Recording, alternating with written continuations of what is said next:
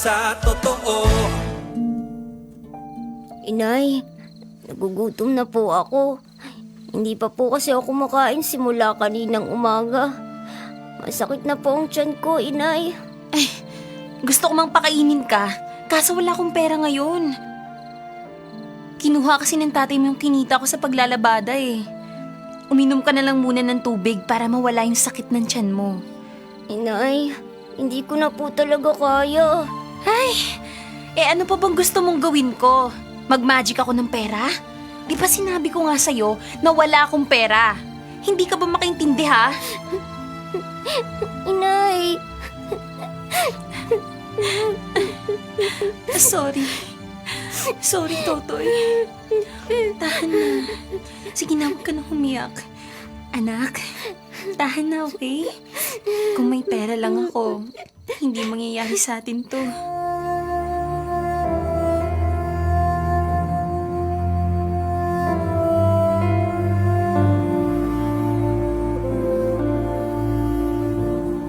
Tay, pwede po bang makahingi ng pambili ng tinapay? Nagugutom na po kasi ako eh. Naku.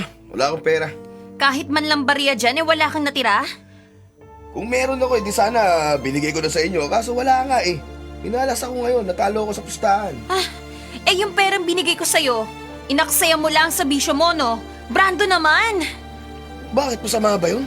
Nagpakahirap ako sa paglalaba para may makain lang tayo. Kung aasa lang kasi ako sa'yo, matagal na kaming patay ni Totoy nang dahil sa gutom. Tay, hindi ko na po kaya. Nagugutom na po ako. Bakit ba ang kulit mo ha? Sinabi ko na nga wala akong pera eh. Tabi nga dyan, papasok ako. Aray ko! Mamatay ka sa gutom. Anong sabi mo, Brando?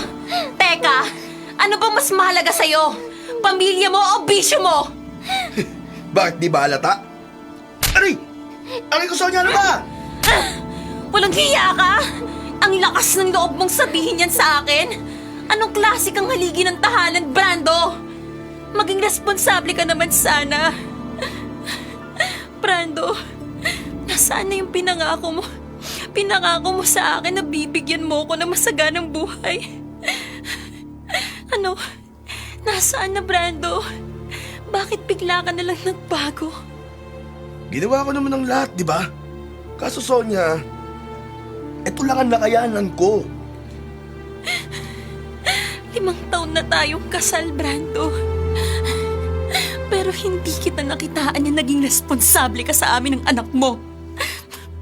Bakit? Ano bang dahilan mo? Bakit nagpapabaya ka sa amin? Hindi mo na ba kami mahal? Nabigla ka lang ba sa pagpapakasal sa akin? Ay, pwede ba, Sonia? Pwede ba? Tama na! Tigil mo na yung kakabunganga mo! Ang sakit sa tenga eh! Mahiya ka naman sa pamilya mo, Brando! Makonsensya ka naman sa pinaggagawa mo na nagpapabaya ka sa amin ng pamilya mo!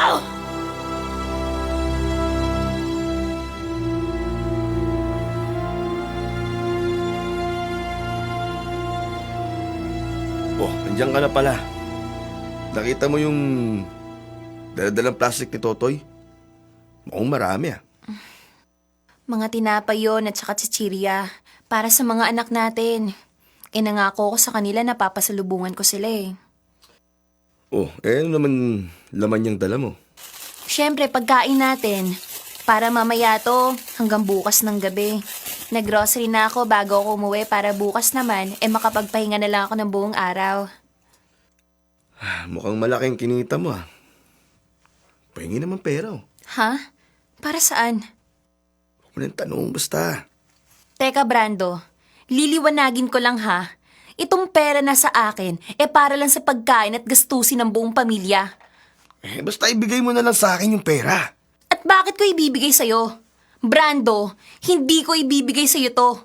Hanggat hindi mo sinasabi sa akin kung saan mo to gagastusin. Sandali. Nagbabala ka namang magsugal, no? Pwede ba, Brando? Hindi ko ibibigay sa'yo to kasi alam kong lulustayin mo lang to sa wala. Swapang mo naman. Ako? Swapang? Ako na nga ang halos bumubuhay sa atin eh. Ikaw dyan, kumikita ka na nga dyan sa trabaho mo, pero ano, pansarili mo lang yung perang kinikita mo. Lumayas ka dito! Wala kang silbi! Bakit ako lalayas? Ikaw Hoy! dapat ang lumayas! Oy! Pamamahay ko tong tinitiran mo! Ano ba, Brando? Bitiwan mo ako! Nasasaktan ako! Hindi! Lumayas ka! Kahit kailan, huwag ka nang uuwi pa dito, ha? Wala kang pakinabang! Wala kang kwenta! Ikaw ang walang pakinabang! Dapat sa'yo kinakalagkad palabas! Brando! Ano ba? Huwag mo akong kalit-kalit! Diyan ka na babagay sa labas! Brando! Brando! Buksan mo to, Brando! Papasukin mo ako! Brando! Brando!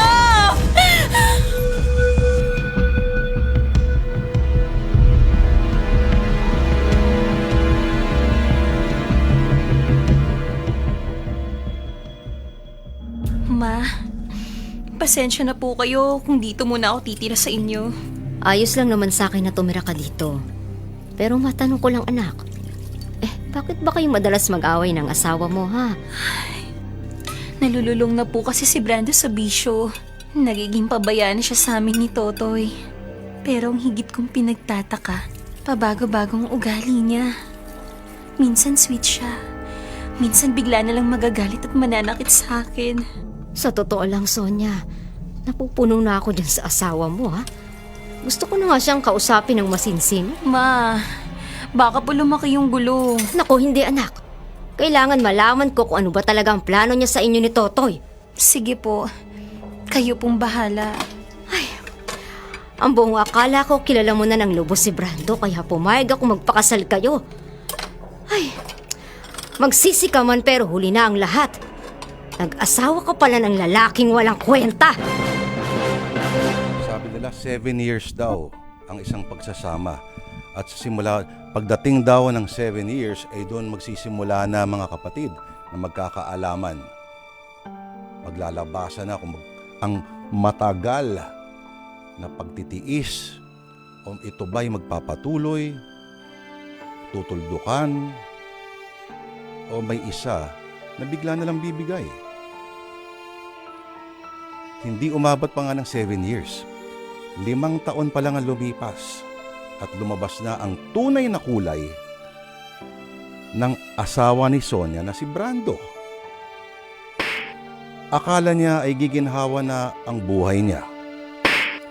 Pero mula sa kumukulong kalan, napunta si Sonia diretso sa apoy. Kung 5 years ago, nagmamarcha silang dalawa papunta sa altar, ngayon ay kinakaladkad siya palabas ni Brando sa bahay. Magbe-break lang muna mga kapatid, wala pong maglilipat. Sana'y nakatutok pa rin sa pagbabalik ng Sana Lord. Dito tayo sa totoo.